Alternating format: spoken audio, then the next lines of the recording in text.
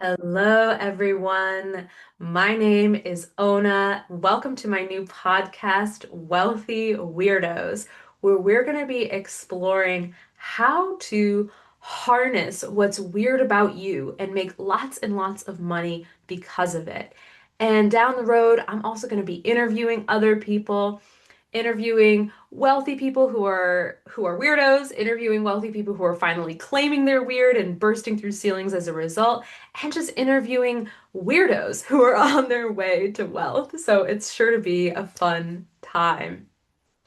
And today I want to talk to you about the biggest jumps I've seen into having more of what I desire. So I'm going to tell you a couple of stories where feeling like a weirdo was something that held me back, like created a lot of feelings of I don't belong, I'm ashamed of who I am, etc.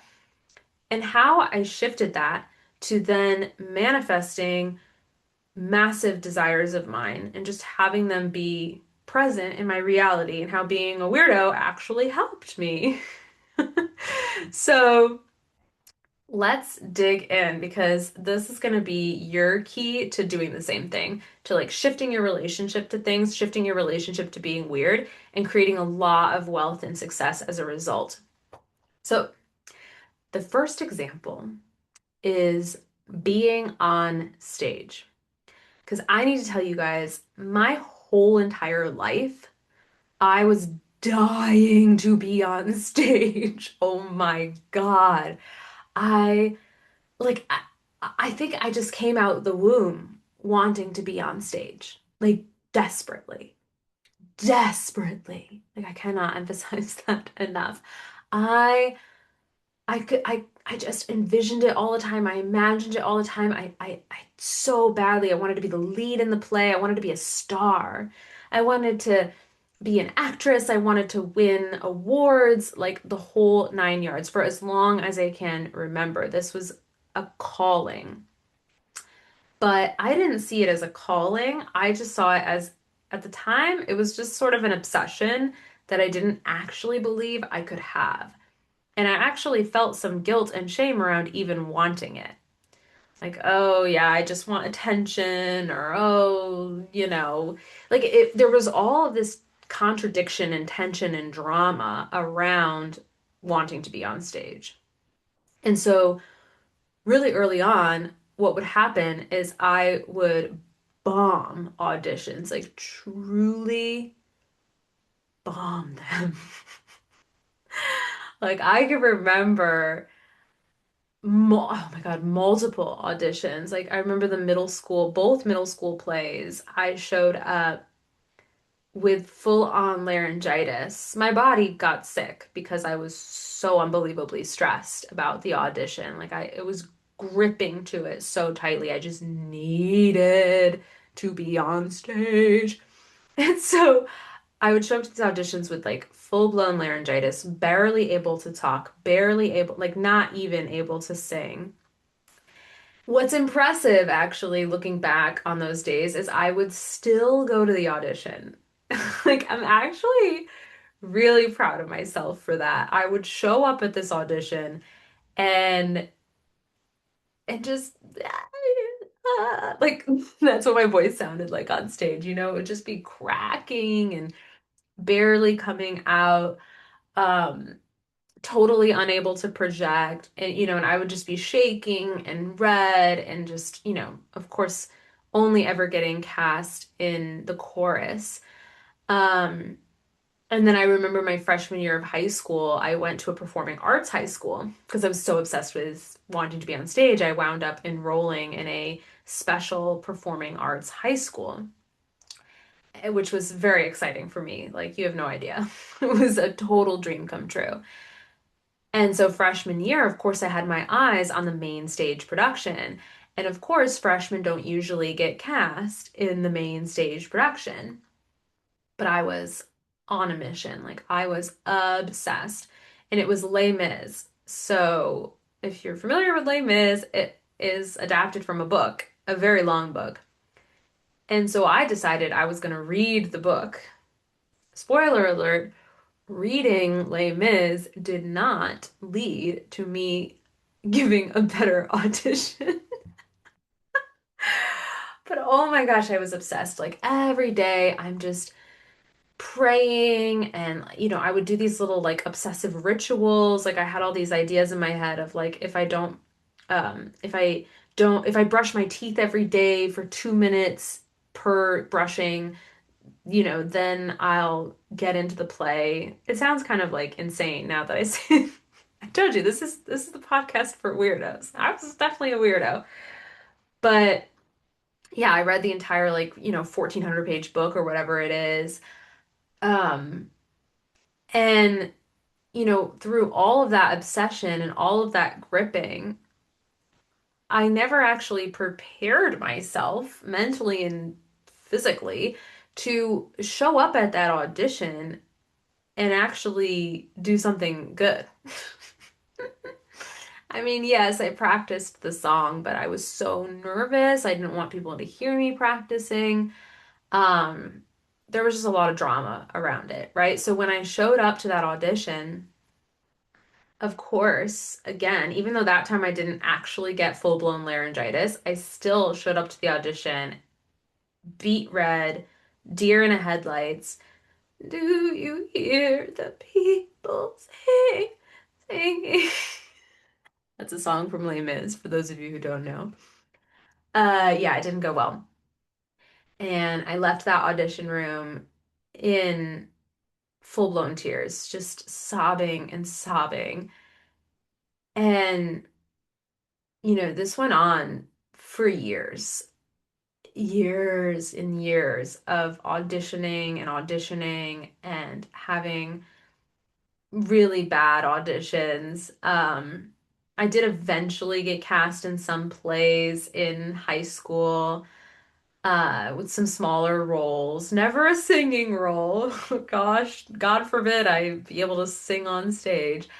But I did improve and I did get better, but still there was so much drama around it. So much, and by drama, I just mean that I desperately, desperately wanted it but also was operating with this like massive internal contradiction where I just had this like fundamental belief. It wasn't even conscious. It was just a fundamental belief that I wasn't good enough, that there was something wrong with me, that there was something off about me, that I was a bit of a loser. And so this idea of getting cast and like seeing my name on the cast list became this dream. It became this like magical far off thing that would someday happen. Like that song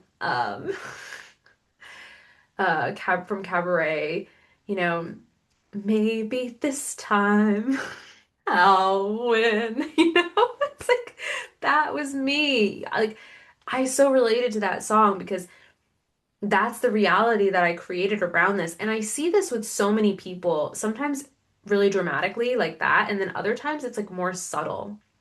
But it's these ways that entrepreneurs will basically pedestalize desires without even fully realizing it. It's just like, oh, I really want this thing, like I really want to speak at this person's event, or I really want to, have a top podcast, or I really want, whatever it is that they're after. Like maybe they want like a really big following, or they want to have some kind of like recognition, be on a talk show, right? They want their business to do something that it's not doing. And so they have this goal or they have this desire, but inadvertently they've put it on a pedestal. Like it has become this thing that would just be so crazy and so magical and oh my gosh, let me pray for it and like put it on my vision board or whatever. And this is actually just pushing it so much further away. Like it really is. Because that's what was happening to me, It's like I'm making it a scenario that's just like a dream. Like I'm making it a dream. I'm turning it into an impossible dream. And the reason we do this is because on some level we believe something about ourselves that is placing us as separate from that thing, which is the whole like weirdo wound. I should just like coin this. The weirdo wound. I would say the weirdo wound, if I were to define the weirdo wound, is basically it's like I said, a combination of shame and a belonging wound. It's like a mix of the shame and belonging wounds like melding together inside of very intense, big energy people who are here to change the world, who are here to like do something unique. It's those two wounds mixing inside of people like that. And that creates the weirdo wound, where you are inadvertently basically hiding or turning the volume down on the things that would make you the absolute most successful and like accidentally sabotaging yourself. Because the reason you want the talk show or the podcast or the stage, the reason I wanted the stage so badly is because it's meant for me. It's a future memory. It's like I belong on stages. And this is usually the weirdo's path. The weirdo belongs often on stages or talk shows, they or as a published author. Like weirdos think differently. Weirdos are here to bring something different. That's why they felt like they didn't belong or that something was wrong with them. But they're here to do something really different. And that really different thing is going to create ripples. And so they want these things because it's genuinely meant for them. But because they feel like a weirdo, in a wounded sense, they pedestalize the things that are meant for them and then inadvertently push that away. So that's what was happening with me in the stage. And so eventually, as I'm applying for colleges, I didn't get accepted into any of the acting programs that I applied to. Like, it just didn't happen. I applied, gosh, I can't remember how many, probably like four colleges for acting. And of course, like struggled at the auditions, didn't really think I would get in, and I didn't, you know? So I ended up going to a theater arts program and studying directing instead, and kind of like taking a step back from the stage, but I couldn't be kept away. I joined an improv team. The improv team was terrible. We bombed most shows. I started doing burlesque, but again, I was pretty nervous. I had a hard time with it. I didn't do a lot of performances. I mostly was more of like a stage hand or like did group things. Um, I then became a cam girl, and it was the same thing. I wanted to be famous on there. I wanted to be making the most money. I wanted to be in the spotlight. And again, it was like the same repeating story of like not good enough, too weird, too out there, like it's not resonating. I did well, actually, because I'm pretty smart and learned quite a lot of business savvy as in my time as a cam girl. So it's not that I wasn't able to make a living, but that's all I was able to do. I was able to make a living. It wasn't like flashy. It was like the section of cam girls that just like make a modest income, like akin to you know, a teacher's salary. Probably like a little, actually probably a little better than a teacher's salary. I don't know what they make. But, I made enough, I like definitely made enough money to pay my rent and like, go out to eat and just like live a normal life. Which looking back is actually pretty impressive. Like I had really consistent income. I made between 3 and 6,000 a month. Um, but of course I had to pay taxes on that and blah blah blah. But yeah, I would generally make between 3 and 6,000 a month, and it was fine. Like it was good. But I could never really be in the spotlight. Like I never really had the stage until I shifted my relationship to it. And the way I shifted my relationship to it was first by shifting my relationship to the shame. And now I'll say as like a small caveat that there's layers to this. I'm still shifting my relationship to shame and belonging. Shame came first for me, and then now there's still quite a lot of layers of belonging that are um, making themselves known. But even though it's a layered process, it wasn't like one and done for me. Still, even just shifting one aspect, let's say, of my relationship to shame instantly opened up a lot of opportunities. So when it came to like being on stage, it wasn't that I tried to change my relationship to being on stage. It was that I found the feelings of shame in my body, actually unrelated to the stage, just what I was feeling, and felt it fully and completely, validated the feeling, felt it as a physical sensation. And then I started to develop this process where I would stop taking action from this place of trying to like avoid the discomfort of that. If that makes sense. Like a lot of us are taking actions just to avoid the intensity of a feeling inside of us. So instead, I started welcoming that feeling. Like, what is it? What is the sensation of it in my body?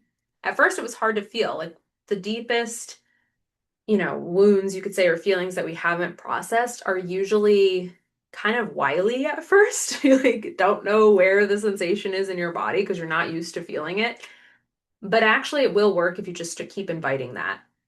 Like, notice when you get triggered. Notice when you feel like, ugh, like I feel guilty, I feel wrong, I feel off, I feel like something's bad or wrong about me. Like, anytime you get that feeling, be like, ooh, goody, it's here. Like I started having that mentality. I was like, ooh, ooh, ooh, ooh, here it is, here it is. I feel like shit. I feel like I suck. I feel like I don't matter. I feel like I don't belong. Okay, awesome, yes. And I would try to, feel it on a physical level. Like, what is happening in my body right now? Kind of like a scientist. Like, okay, okay, it's been triggered. Yes, yes, yes. Okay, now what am I feeling? What am I feeling? What is this like? And I would try to turn the volume up on it. Like, I would really embrace it. It's like, what is happening? Let me get really curious. Let me turn the volume up and let me like validate this. Let me validate this little girl inside of me that feels this way. And the more I did that, the more I could start meeting her deep need of really, it was attention. She needed to feel seen, she needed attention, she needed to feel loved, and I could start pouring that into her. And this is the process I take all my clients through is, we start finding ways to meet her needs internally and in your body. And you can also do it in your life, but also like in your actual body. How can we meet a need by tying that need, like attention, for example? Let's say she wants attention. How can I tie the feeling of attention to a movement in my body and then give her that over and over and over and over again just by doing the movement in my body? This works really freaking well, guys. Like, I'm not gonna lie to you. This system works so well. I started calling it the body recode method. It works incredible wonders. Anyway, so I started doing that like at first it was like every 5 minutes for like 3 or 4 days in a row. And whenever I'm like moving through something big, that's what I do. I do this like every 5 minutes. It works so well. And it's not that I like when I do the movement, I'm not trying to make myself feel better.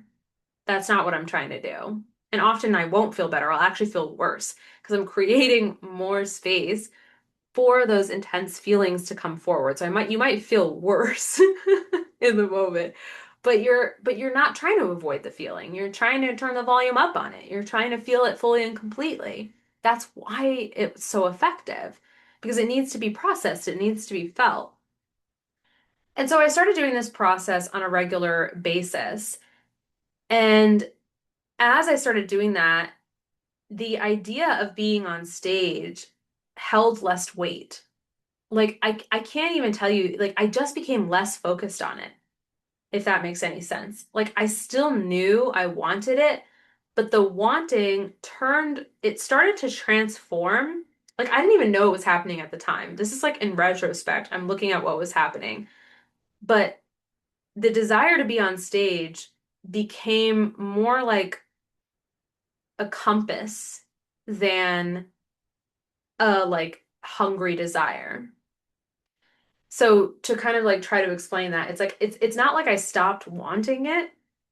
It's that I started just knowing it. It's sort of like yeah, it's like a compass. Like imagine like you're walking through the woods and you desire to go north because that's where home is. So you're going to look at the compass and go north.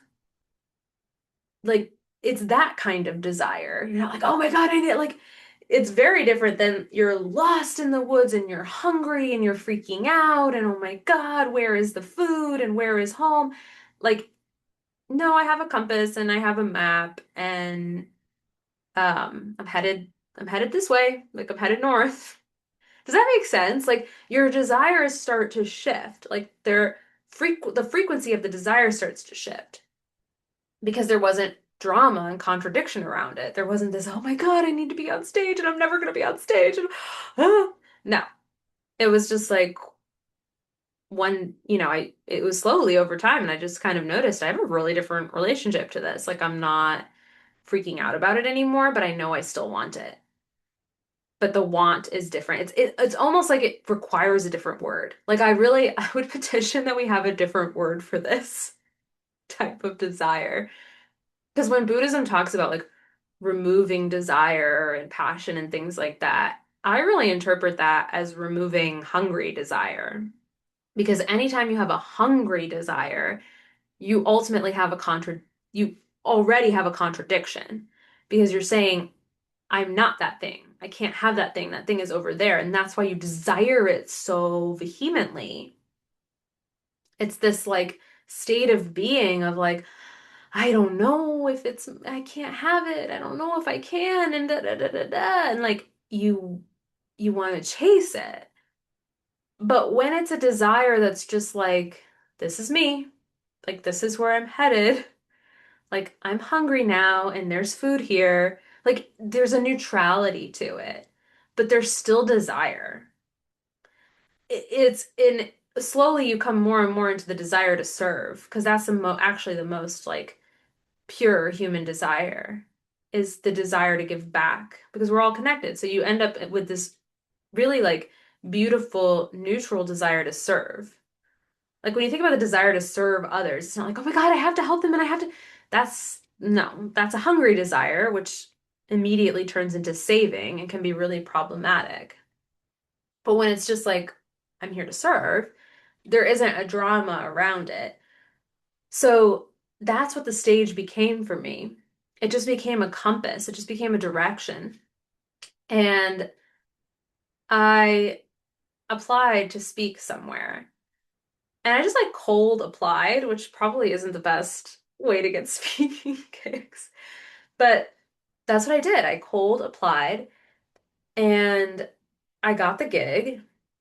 It was unpaid, but they paid for my hotel stay, right? So I was like, that's freaking cool. Like I get to stay in a hotel for free and speak at this conference. And I it was a conference where, there was multiple speakers happening at once. Like there was like different conference rooms and there'd be like, I don't know, between like 5 to 7 people speaking at once in these various rooms. And then everybody at the conference could choose like which room they wanted to go into. And the room, my room, ended up being the most popular by a landslide in that time slot. Like they had to move me to a bigger room because they weren't expecting my talk to be so popular. And so I thought I was going to be speaking to a room of like 10 or 15 people, which a lot of the speeches were a room of 10 or 15 people. But my speech ended up attracting almost 250 people. There was like 230 people signed up and then more people coming in. So I think it was like 250 people. And there I am, speaking for the very first time on a stage in front of 250 people. And this appeared in my reality without me having to hope or pray or wish for it. I yeah, I was like kind of surprised. I was like, ooh, mine is the most popular. But it was also just because it had become an of course in my reality. It wasn't like, oh, I want to speak. I want to speak on a stage in front of lots of people. No, it just became like I am a speaker. Like I just am.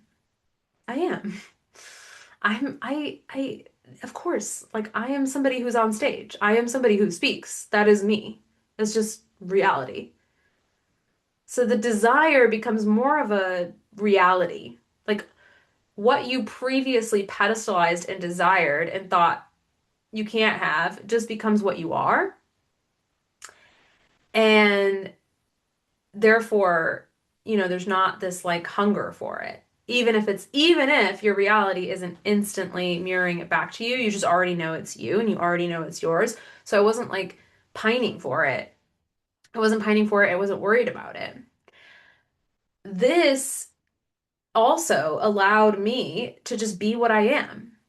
I wasn't like approaching that speech as, okay, what do they want to hear? And like, what do I do to get it right? And how do I, because that would have had me in a really like tense, contracted state of being.